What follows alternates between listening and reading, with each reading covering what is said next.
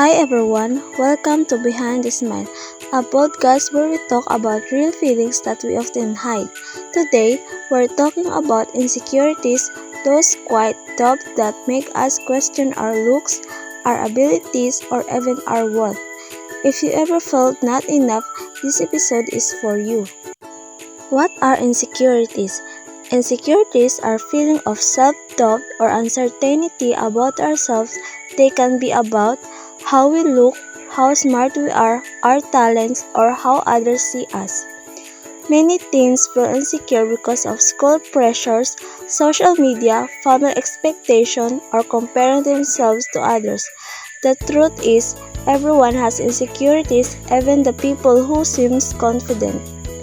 Some of the most common insecurities among students include physical appearance, academic performance, social skills and friendships, family expectation. Social media can make things feelings worse by showing only the perfect side of people's lives, which can make us feel like we're falling behind when really we're not. And how insecurities affect us. Insecurities can affect our confidence, school performance, and relationships.